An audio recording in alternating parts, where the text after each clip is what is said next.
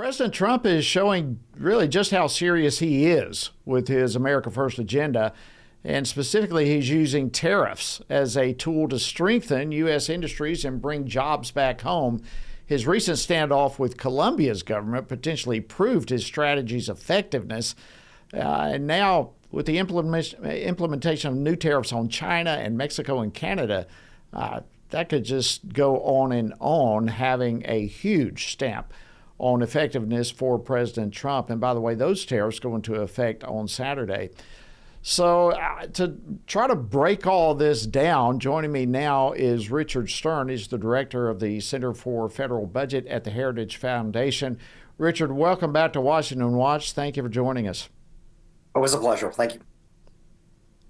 All right. So why does Trump see tariffs to be effective in putting America first when it comes to trade?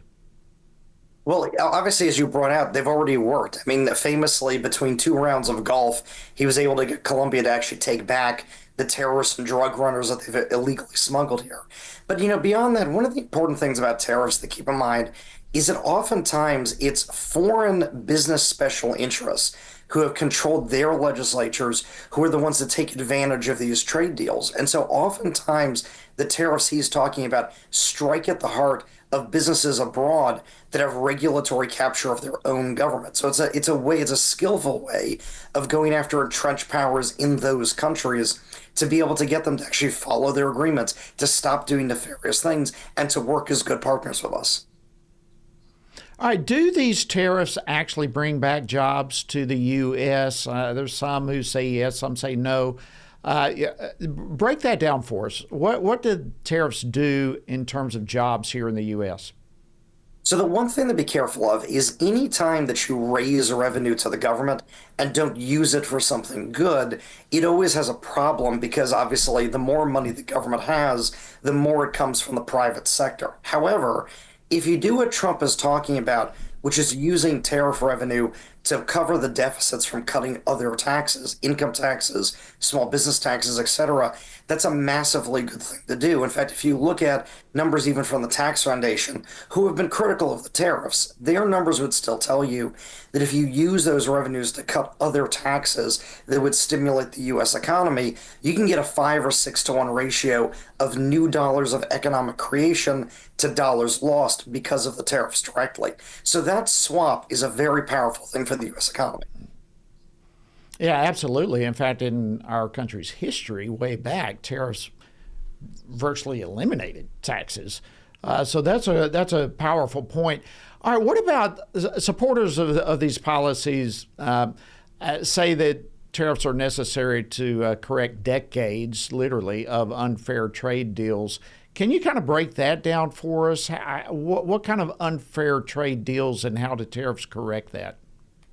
Well, so what I'd say is there's all this detail about trade deals, deals with violating patent law, labor standards, things like that, opening up markets. Those are things where these countries have taken advantage of us, where they'll close their markets off to our manufacturers or just copy our products, violate our patents. So you can use tariffs, obviously, to try to negotiate to get wins there, to open up their markets, to get them to follow our IP and patent law. But there's one other major issue. And so one of the problems is that the way that foreign governments' tax systems work and the way that our tax system works is it actually subsidizes foreign production coming into the United States and actually double taxes in many cases U.S. production. Now, we could fix that by changing our tax system, but it's a problem of the combination of the two. So tariffs is a very broad term, but the best way to do it is something called a border adjusted tax system. It's where you exclude your exports from taxation and bring all imports under the tax base. Doing that would appreciate the value of the dollar, it strengthens Americans' position, and it gets rid of that imbalance where we don't tax imports coming in, but do tax and double tax our production and certainly our production that gets exported. So using that kind of a tariff-like mechanism corrects that problem. Wow. Very, very well said and explainable for those of us who don't grasp the big picture of all of these.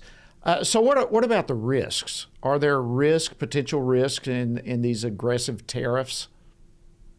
There certainly can be risks, but I guess the question really is, are there risks in letting policies stand?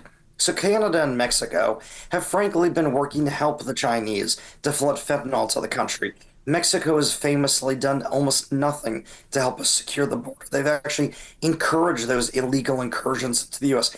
Canada has also been complicit in violations of our border. So the question is, of course, there are risks in negotiating in this kind of way, but what are the risks in doing nothing? What are the risks in continuing to allow them to work with the Chinese to violate our sovereignty and to flood illegal aliens and terrorists and drugs into our country? So I think those are the things that Trump is looking at when he's making this trade-off calculation.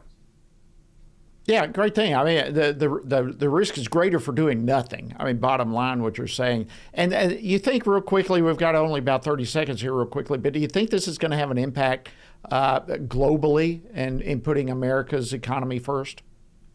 Oh, absolutely. Truth be told, the premier of Alberta has already been working with the Trump administration. And in fact, the tariffs are going to come into place. They're going to be much lighter on Alberta because of it. So it shows you right there. This is a way of putting America back front and center and getting these countries to play ball. Richard Stern, director of the Center for Federal Budget at the Heritage Foundation, thank you so much. Excellent discussion. We appreciate your input.